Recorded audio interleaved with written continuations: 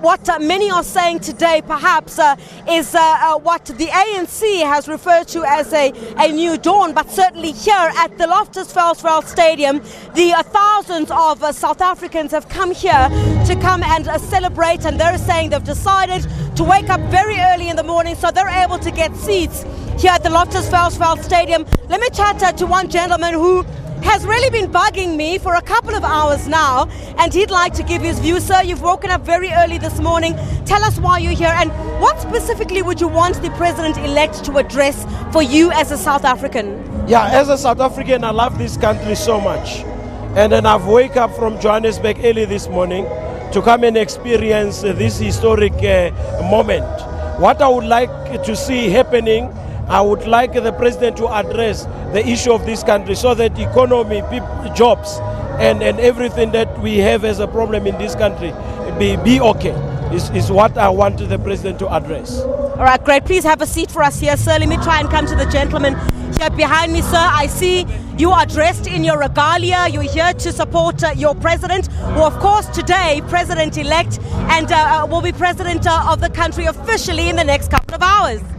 You mean the President Ramaphosa? Yes. We are here to celebrate and to say thank God for him to be inaugurated today, because he is the future leader that will help us to grow the economy of the country and to make sure that all children go back to school without any hesitation. And also we thank him for the YES program for those that are unemployed, the youth that is unemployed, that he has created. Today we are coming to say thank you, President Ramaphosa. May God bless you and keep you until Jesus comes. Thank you very much. Let me give a mix of that at the moment and speak to all Mama who are also here today. Mama, when you came here very early this morning, yabona ne flag uyenze ingathi ipip namhlanje umhle. Yes, thank you. All right, Mama. What special message would you want for President Ramaphosa? I'm Dr. Hlabati Mapola Tovejani. To you, President, we are saying Africa relies on you. South Africa relies on you. We love you and all the best. All right, thank you very much, ma'am. Thanks for your time. We'll continue speaking to the thousands of people who continue to come in here in the studio. Well, let's hand back to Johannesburg for this moment, and certainly we'll continue speaking to many people here.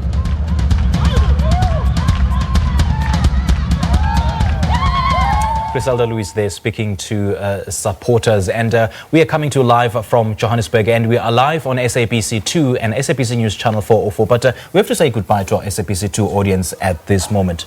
Indeed, Simpiwe, this is where we'll leave it if you have been watching this broadcast on SABC 2. However, the programming does continue on our SABC News channel on DSTV channel 404. Remember that we also have the SABC News app, and that's where you can catch all the updates, and as far as the inauguration that is happening here today at the Loftus Versfeld Stadium, SABC News will be giving you that coverage. All right, we now go back to Loftus Versfeld Stadium.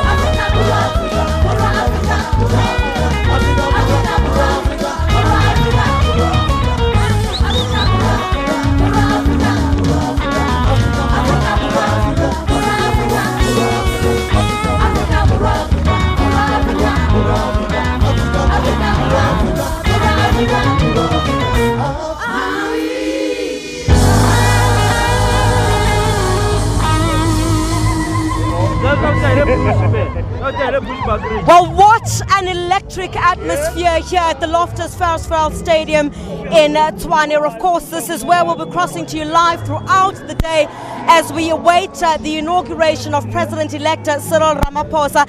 And I can tell you from the side where we are, where the security has basically started bringing people in as early as 2:30 this morning. It is packed to capacity here where I am, a mix of ordinary South Africans, some royalty as well that I've seen from the space where we are. And I think of significance at this point is where certainly one has seen on this Africa Day as well, Africans from various parts of the continent here to celebrate. Their messages may be different for the incoming president or the president-elect Cyril Ramaphosa. Let's chat now to some of them on what they believe should be the first thing that the president-elect should address. While President Ramaphosa officially being installed today, sir, for you, what are amongst the first things you expect him to address? Get rid of corruption fully. The state of capture commission is going on. Everything implicated must be brought to book. We don't want corruption in this country. We want a corrupt-free country. So everyone who has been stealing from our purse as South Africans, poor people, must go to jail. That's what I want. Thank you very much, sir. Let me also bring in this gentleman as well, sir. I see you've got your blanket here this morning. You're quite warm. Unfortunately, I can't say the same about myself.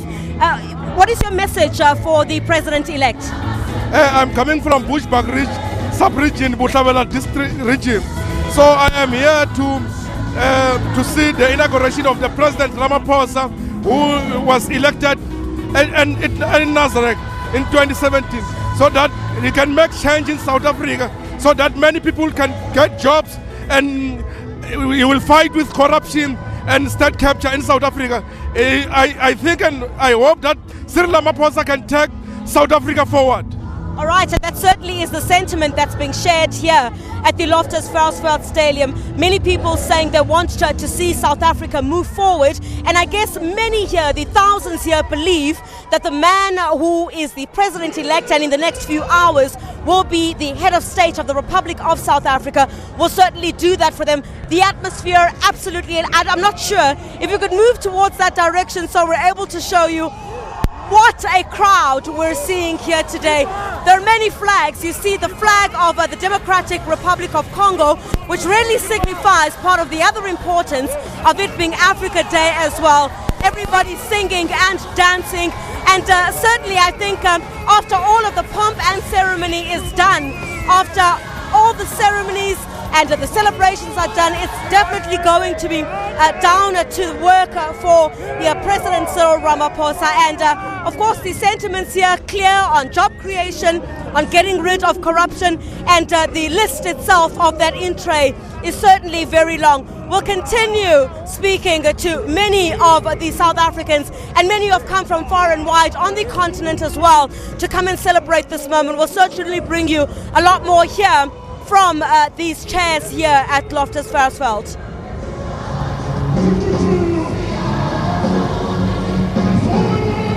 Very good morning to you, Griselda, and to our viewers. There's lots of festivities happening in the background, lots of singing, dancing to keep the people who are streaming into the stadium entertained. We know that this inauguration is quite a festive occasion, and we know that they have tried to involve the public as much as possible. But in the midst of these celebrations, there are very serious issues that are also being dealt with.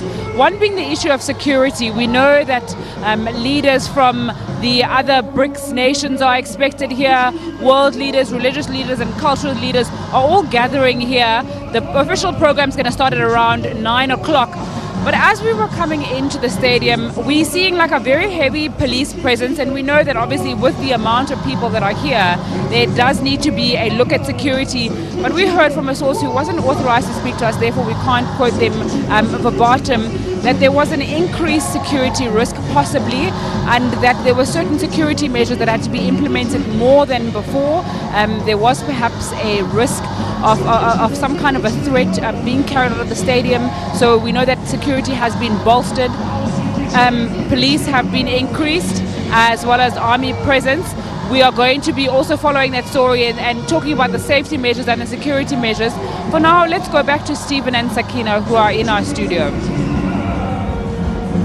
And welcome back, and as you can hear behind us, the festivities well and truly underway now, and the music, the crowd bobbing to it, and it's all well as the sun rises. It is, and it really has started to warm up as well. I think that's one of the big differences over the last sort of hour or so, is just how much warmer it's got. And I'm not just talking about the temperature, I'm talking about the vibe and the festivities.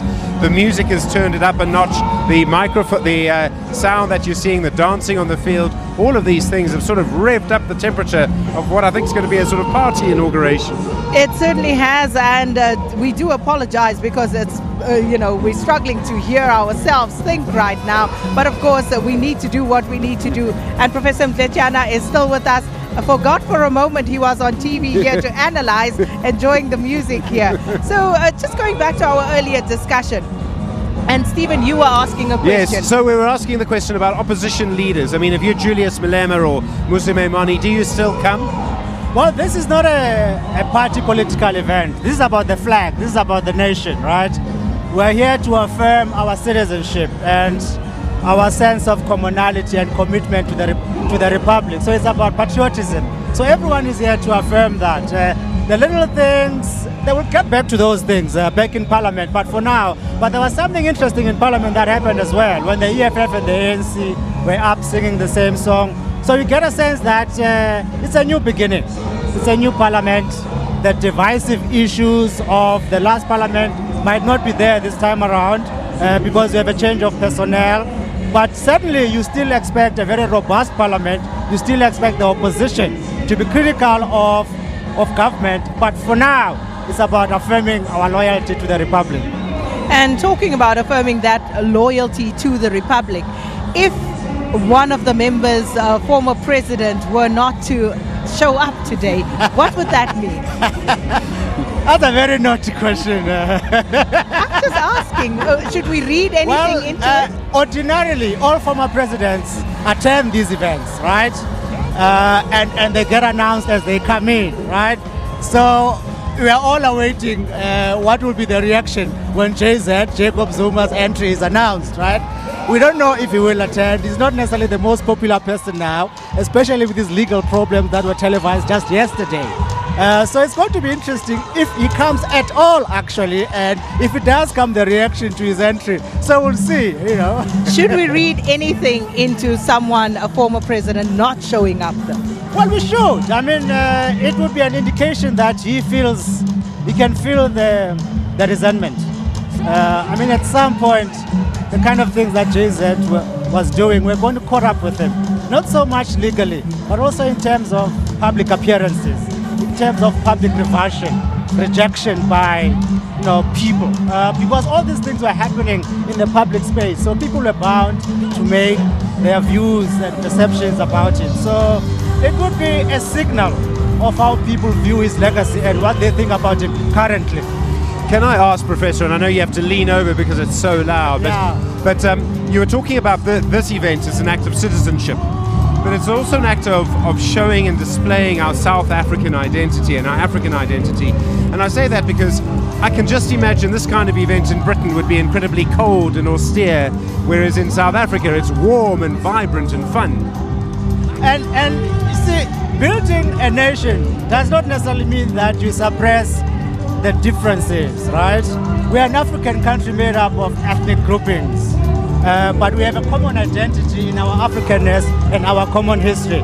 So we are united in our diversity. And one of the key things actually about Cyril's inauguration is that he's of a Venda-speaking background, right? And at some point there was a feeling that the presidency of the Republic was meant only for a certain grouping.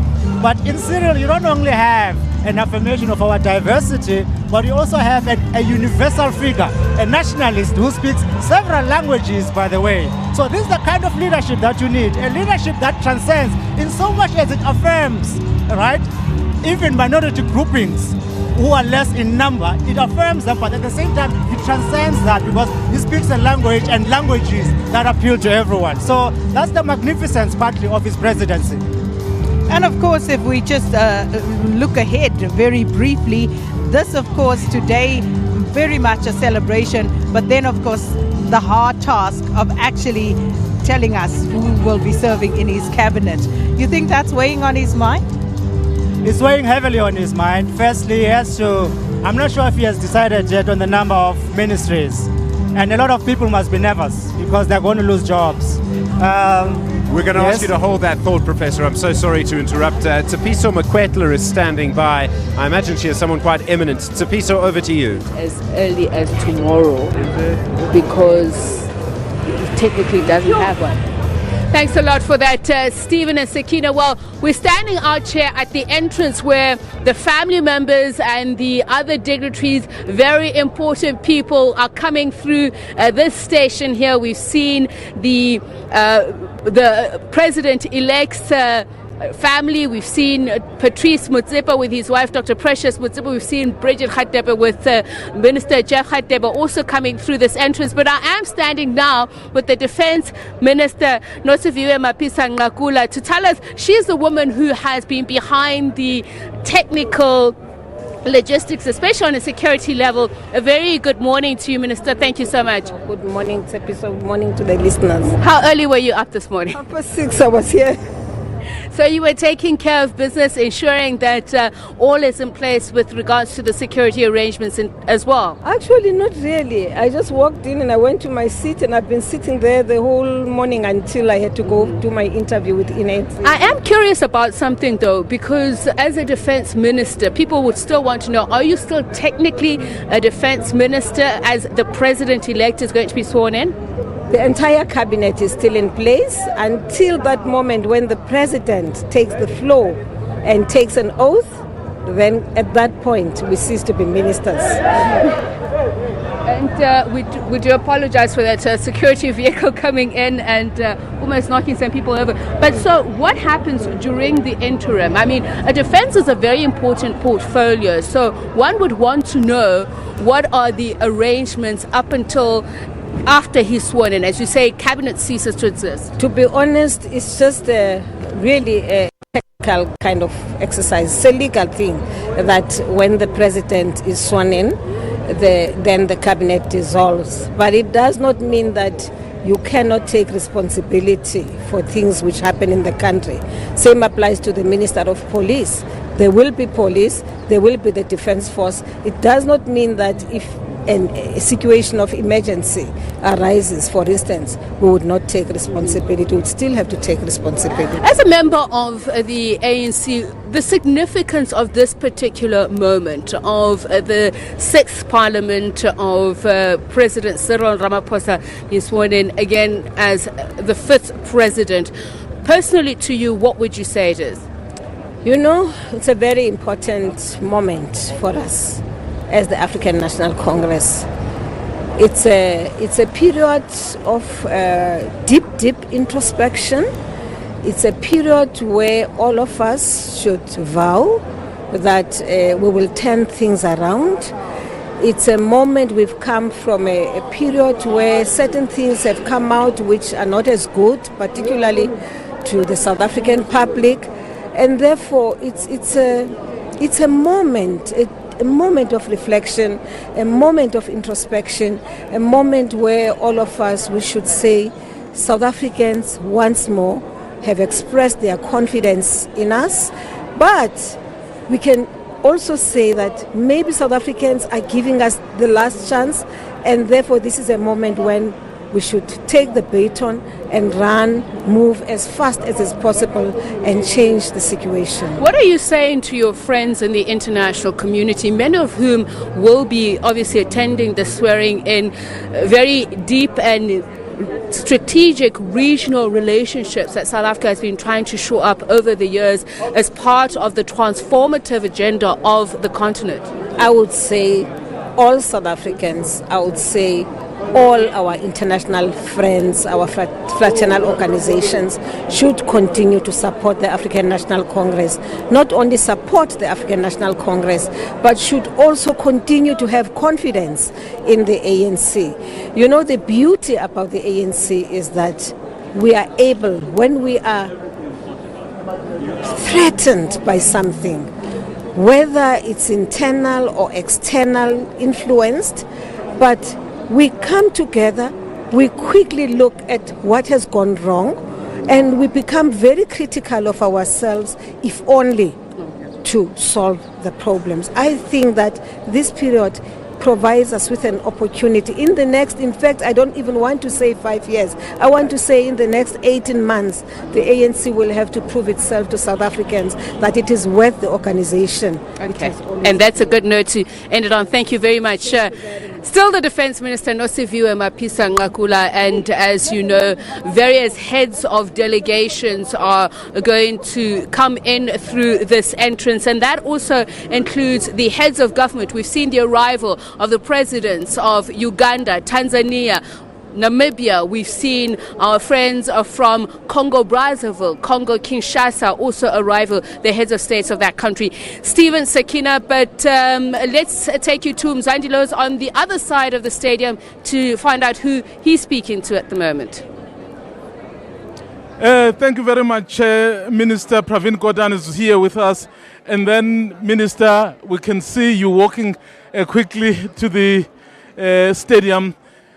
A very quick one. Yesterday, the public protector said something about you that you need to be disciplined by the president. Oh, let's leave that for today. We'll deal with it on Monday. Today is a great day for our country and for the president. And I think we must respect this day as the beginning of the 6th administration of our country. And it's nice to have it in a stadium where thousands of people can enjoy it. So let's have fun today. We'll worry about her some other time. Okay, but a quick one. So are you taking it on review? That I've said already yesterday, yes. Okay, thank you very much, Minister. That was Minister Pravin Gordhan there, basically saying, so he's not going to respond to the issues that were raised by the public protector, Busum Kwebane, yesterday when he said he wrongfully awarded that pension to Deputy Commissioner Ivan Pillay. And of course, as you can see, we have there the leader of the EFF, Julius Malema. Let's just step in and hear what he has to say.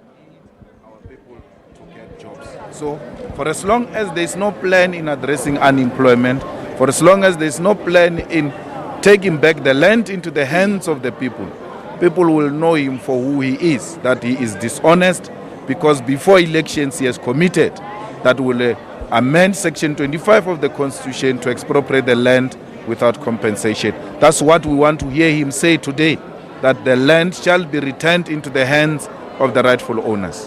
When you look at the 6th Parliament, are you happy with youth representation across all political parties? It looked like a very youthful parliament at some quarters of it when I looked at it on Wednesday when I was there. Are you happy with youth representation? Yes, we've seen the emergence of young people. It's exciting because it means all parties now are investing on the second and third layer leadership. So we are happy that there are young people who are happy. We brought a fist must fall from our side, and we are going to fight to make sure that young people are included in parliament, in cabinet, because the youth represent the future. They don't make mistakes easily because they know they will still be here for the next 30 years. And they will be held accountable if they make mistakes now. Mr. Malema, can we see the same EFF, this 6th administration as the last one, given that they even have the increased number of people now? You're going to see a more radical EFF, a more robust EFF, an EFF that doesn't easily compromise. The president and his cabinet should respect the Constitution, should respect Chapter 9 institutions. They will not have enemies. Anyone that exists outside the Constitution, outside Chapter 9 institution, that person thinks is above the law and will bring you down and make you to be under the law, not to be above the law. So respect the laws of South Africa, respect the courts of South Africa, respect Parliament. Then the EFF will respect you. We don't care who's the president. All we care about is, are you honorable enough to sit with us in Parliament as honorable members? Once you are dishonorable like Pravin, you can't sit in that Parliament because the EFF will not allow constitutional delinquents to sit in Parliament. There are moves from the DA to have Ms. Mkhwebane removed. So will you support that, given that you issued a statement as the EFF yesterday supporting her decision on Minister Pravin Gordhan? All we want is a tangible case. We'll listen to it. Don't just come excited that you want to remove a public protector. It must not be an easy thing to remove a public protector. The reasons have to be watertight. You cannot change public protectors like you are changing your jacket. It is a respectable institution. The Constitutional Court said we must defend it. and we will defend the office, not the person. It doesn't matter who occupies that office. If the DA wants to remove it, let them bring watertight case and tangible evidence. We'll listen to it. But as far as we are concerned with regard to a judgment against Pravin, we think it is an honest judgment. Pravin says he's going to take it on review. We will join Public Protector in the court in defense of this report. Like we did with Tuliman Donsela against Jacob Zuma, we're doing it again.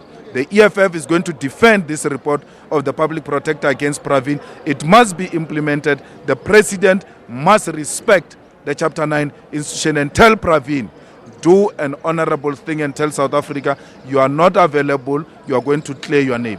Should he appoint him tomorrow? You will know that he is also a constitutional delinquent which has got no respect for the Constitution. Then he must know that the red berets and the red overalls are waiting for him in Parliament. If Cyril appoints Pravin, even when the Public Protector said to Cyril, take action against Pravin, we will know that Cyril is not different from Zuma. They've got no respect for a Chapter 9 institution. They've got no respect for the Constitution. You will never be a friend of the EFF. Thank you very much, Mr. Malema. That was Mr. Malema there giving an impromptu press briefing as he was walking in to attend the inauguration of President Cyril Ramaphosa. Sakina and Stephen.